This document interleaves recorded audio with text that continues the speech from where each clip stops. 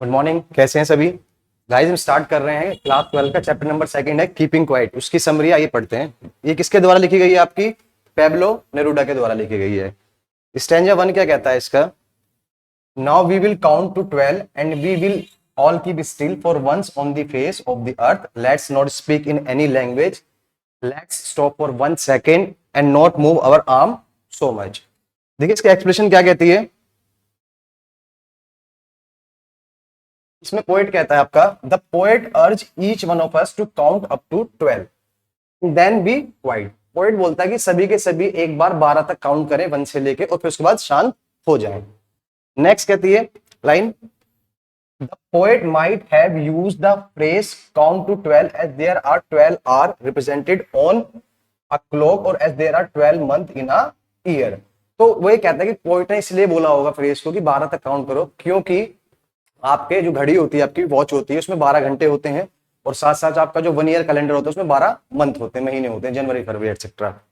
Then he might have wanted the people to keep still as long as they could. वो चाहता है कि लोग जितना लंबे तक जी सकें वो जिए। नेक्स्ट कहता है, he wants a moment of silence on the earth when no language is spoken. तो ये कहता है कि वो पोएट जो चाहता है कि बिल्कुल पिंड ऑफ साइलेंस रहे, कोई भी लैंग्वेज बोली ना जाए, सब बिल्कुल मौन रहे। In this way there will be no language barrier between people. तो इसके हिसाब से कि जो लोग हैं उनमें कोई लैंग्वेज का बैरियर नहीं रहेगा, कि वो उस देश का है, वो उस देश का है, वो उस धर्म का है, तो उस बारे में बात कर रहा है ये। Then no harsh word will be spoken. भाई सिंपल सी बात है, जब कोई बोलेगा ही नहीं तो एक दूसरे को गंदे वर्ड भी बोले नहीं जाएंगे आपके। Then, in this moment of silence, the poet doesn't want anyone to move their arms. He wants us to remain motionless. तो कहता है जैसे अब इस टाइप के आप साइलेंस में रहेंगे तो कोई भी अपने आर्म को हिलाए ना, बिल्कुल साइलेंस में खड़े रहे, बिल्कुल मोशन है, जैसे स्टिफ है तो स्टिफ रहे, बोलते हैं ना स्टैचू, उस टाइप से। नेक्स्ट स्टैंजा कहता है आपका, it would be an exotic moment without rush, without engines. We would all be together in a sudden strangeness. तो क्या कहता है basically, the poet feels that such a moment of silence would be N unusual and exciting one. वो सोचता है कि जो अगर सब कोई शांत हो जाएंगे तो ये मोमेंट कैसा होगा, तो बिल्कुल ही अनयूजुअल हो जाएगा और एक एक्साइटेड भी हो जाएगा, अच्छा भी होगा और बुरा भी हो जाएगा आपके तरीके से। तो कहता है it will have miracles consequences. इसके बहुत सारे अच्छे परिणाम भी निकलेंगे। There will be no hurry or the sound of machines to pollute the atmosphere. तो ये बोलता है जब हर लोग शांत हो जाएंगे, स्थिर हो जाएंगे, तो कोई भी हरी में नहीं रहेगा, कोई भी जल्दबाजी में नहीं रहेगा, और जितने भी मशीन चल रही हैं सारे क्या हो जाएंगी, बंद हो जाएंगे, तो इन्वायरमेंट बिल्कुल शांत रहेगा, तो कोई भी साउंड पोल्यूशन नहीं होगा। तो it will be a strange and unfamiliar movement with stillness all around. तो ये कहता है ये बिल्कुल एक स्ट्रेंज मूवमेंट होगी और अनफैमिलियर मूवमेंट होगी, बिल्कुल सभी लोग बागों के लिए बिल्कुल अद्भुत मूवमेंट होगी आपकी। देन कहता है इन दिस अनयूजुअल पीरियड, इस अनयूजुअल पीरियड में the bonds of humanity will get strong, क्योंकि लोग साइलेंट रहेंगे अपने काम पे, मतलब कोई जल्दबाजी में रहेगा तो लोग एक दूसरे को पहचानेंगे, मिलेंगे, मिलजुल के आगे बढ़ेंगे, तो ह्यूमैनिटी का बॉन्ड क्या होगा, अच्छा बनेगा। नेक्स्ट स्टैंजा कहता है, fisherman in the cold sea would not harm whales and the man gathering salt would look at his hurt hands. तो बेसिकली इसमें मछलियों के बारे में बात कर रहा है और जो सॉल्ट निकालते हैं उनके बारे में बात की जा रही है। कहता है in this moment of inactivity, जब ये उसमें मूवमेंट हो जाएगी, जब कोई भी कुछ काम नहीं करेगा तो उसको बोलेंगे इनएक्टिविटी मूवमेंट बोलेंगे जाएगा इसका। Then the fisherman would not be catching fish, जो फिशरमैन ऑफ मछलियां नहीं पकड़ रहेगा उस टाइम पे। Hence the whales in the sea will be safe, जो मछलियां हैं सारी की सारी क्या रहेंगी, सेफ रहेंगी, क्या रहेंगी, सेफ रहेंगी। This idea suggested to the thought that human beings would not destroy nature. तो ये बता रहा है कि जैसे हम ह्यूमन बीइंग क्या कर रहे हैं, नेचर को पूरी तरह से डिस्ट्रॉय कर रहे हैं, चाहे वो एक्वेटिक हो, चाहे वो फॉरेस्ट का हो, चाहे वो एटमॉस्फेरिक हो, पूरी तरह से पूरे नेचर को कर रहे हैं, डिस्ट्रॉय कर रहे हैं, तो हम नहीं करेंगे अगर साइलेंस रहेंगे। The man who gather salt will be able to tend to his wounded hands for which he had no time for the earlier. जो इंसान समुद्र से क्या निकालते हैं, सॉल्ट निकालते हैं, अब वो इंसान आराम से अपने हाथों की केयर कर पाएगा, क्योंकि समुद्र से जब हाथ सॉल्ट बनाया जाता है तो हाथ गलने लग जाते हैं, तो आराम से अपने हाथों की केयर कर पाएगा, उसके पास समय होगा देखने के लिए। Thus both nature and human will be able to recover from their wounds. तो इससे क्या होगा, जो हमने इंसानों ने डिस्ट्रॉय किए हैं नेचर को, तो नेचर भी और साथ साथ इंसान ह्यूमन बीइंग्स भी अपने घाव भर सकते हैं, उनके पास पर्याप्त समय रहेगा अपने बारे में सोचने के लिए। नेक्स्ट चलते हैं। फोर्थ कहता है those who prepare green wars, wars with gas, wars with fire, victory with no survivors, would put on clean clothes and walk about with their brothers in the shade doing nothing. तो क्या कहती है इसके explanation? Fourth stanza कहता है आपका the poet now speaks of those who wage wars against humanity और environment और war of all kind including the use of chemicals और poisonous gas, war that bring that end destruction, war that leave no one to celebrate victory. तो इसमें poet ये बताता है कि जो लोग, जो इन्होंने वार छेड़ी थी, यानी कि लड़ाई युद्ध छेड़ा था, किसके खिलाफ? ह्यूमैनिटी के खिलाफ या नेचर के खिलाफ, या किसी भी तरह की जो वॉर की गई थी जिसमें किस किस का यूज किया गया था? वेपन्स का, यानी कि केमिकल्स का यूज किया गया, और किसका गया? पॉइजनस गैस का यूज किया गया है। वो वार जो क्या लेके आई थी? डेथ लेके आई थी और डिस्ट्रक्शन लेके आई थी। और वो वार ऐसी वार होती है इसमें एक तो जीतता और एक हारता, लेकिन लॉस तो दोनों तरफ से होता है, तो उसमें विक्ट्री किसी की भी कहलाई नहीं जाती है। तो बेसिकली वहां लड़ाई को बंद करना चाह रहा है। नेक्स्ट कहता है he says that such men should stop their activity, shed their clothes stained with the blood of humanity, put on new clothes and walk with their brothers building brotherhood। तो बेसिकली ये क्या कह रहा है आपका इस लाइन में?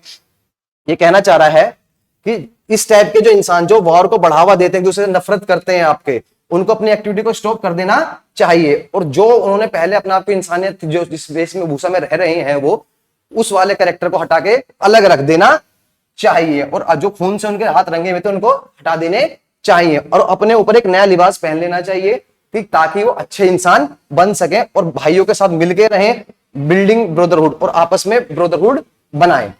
ठीक है, लास्ट लाइन कहती है इसकी the poet implies that the war torn world should be replaced by one with N atmosphere of peace, brotherhood and harmony.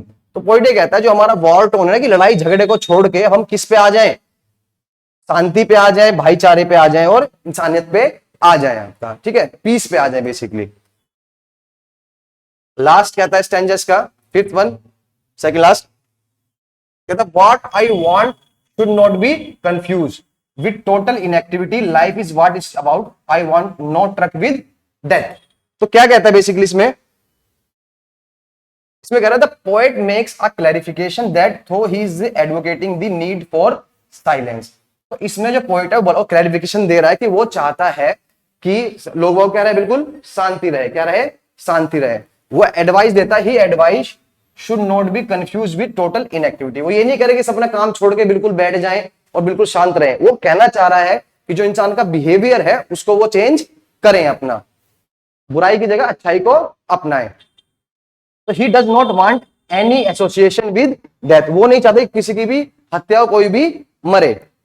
तो he said that life is mean to be lived. वो कहता है life क्या है हमारी? जीने के लिए, और हमें इसको खुल के जीना चाहिए, लड़ाई झगड़ों में लगे रहना नहीं चाहिए। सिक्स्थ स्टैंजा कहता है इसका if we were not so single minded about keeping our lives moving and for once to do nothing, perhaps a huge silence might interrupt this sadness of never understanding ourselves and of threatening ourselves with the death। तो basically इसमें क्या कह रहा है आपका? तो the poet further advice, वो आगे सलाह देता है that people should stop being self centred, कि लोग अपने बारे में सोचना बंद कर दें एंड और सेल्फिश होना बंद कर दें।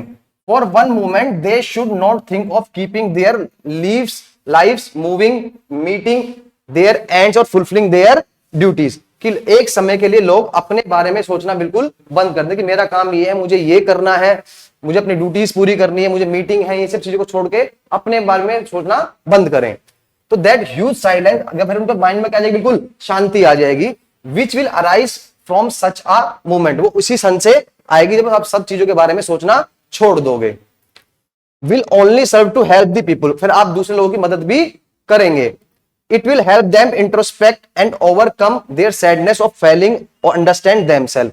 तो इससे क्या होगा, जब दूसरे लोगों की मदद करेंगे तो आप उनको समझ पाएंगे, वो भी अपने आप को भी समझ पाएंगे, तो उनके जो जितनी भी उनके मन में सैडनेस है, दुखीपन है, वो सब क्या हो जाएगा, खत्म हो जाएगा, और आप उनको अच्छे से समझ पाओगे, वो भी आपको समझ पाएंगे।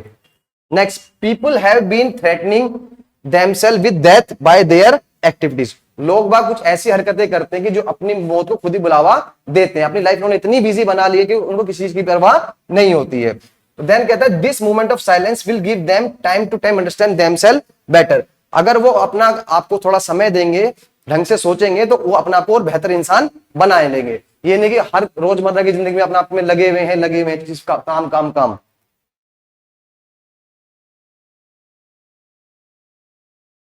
ये सेवेंथ स्टैंजा कहता है आपका, perhaps the earth can teach us as when everything seems dead and later proves to be alive. Now I will count up to 12 and you keep quiet and I will go. तो क्या कहता है last stanza का आपका, the poet feels that the earth can enlightening us and guide us in the this process of keeping quiet. तो poet कहता है, feel करता है कि जो पृथ्वी है वो हमें इसमें इनलाइटमेंट कर रही है और साथ साथ में गाइड भी करेगी, हम इस प्रोसेस को हम कैसे कर सकते हैं, कीपिंग शांत रह सकते हैं। देखा, हम जो परेशान होते हैं, कहीं शांत जगह पे जाके बैठते हैं, घूमने के लिए जाते हैं, तो बिल्कुल शांति का माहौल होता है। तो उस चीज के बारे में बात कर रहा है। He want us to observe that there is some activity under apparent stillness। वो कहता है कि आप ऑब्जर्व कर सकते हो कि कुछ एक्टिविटी होती है जो आपकी अपेरेंट होती है स्टिलनेस में। फॉर इंस्टेंस सडनली होती है, a seed appears to be dead but huge fruit bearing trees are born from such seeds lying dead here or there। तो आप देखते हो कि जो सीड्स है, जो आपका क्या होता है, बीज होता है, कैसा हुआ है, मरा हुआ दिख रहा है आपको, लेकिन आप अगर उसको ध्यान से देखोगे तो बाद में वो एक बड़े फ्रूट वाले पेड़ में बदल जाता है। तो जिससे क्या आता है कि सीड से, जो मरे हुए सीड से भी क्या बना, आपका पेड़ बना है। तो हम अपनी इच्छाएं को कभी भी मारना नहीं चाहिए। तो हम क्या कर सकते हैं इसमें, अपने आप को टाइम दें, अपने आप को समय दें और अच्छे से अपने आप को यूटिलाइज करें। तो फाइनली क्या कहता है, the poet thinks that he has said what he intend to. तो पोएट कहता है कि जो मैं सोच रहा था, जो मैं बताना चाहता था, मैंने इस बारे में आपको सबको बता दिया है। Now he want us to keep quiet. वो चाहता है कि हम शांत रहें, while he is counting to 12, जब तक वो 12 तक वो काउंट करे। After which he will leave, उसके बाद वो चला जाएगा। तो गाइज ये थी पूरी स्टोरी आपकी इसकी सेक्टर। गाइज कोई भी क्वेरी हो आप कमेंट करके पूछ सकते हैं। वीडियो अच्छी लगी तो लाइक कीजिएगा। मिलते हैं नेक्स्ट वीडियो में। टिल देन, जय हिंद, जय भारत।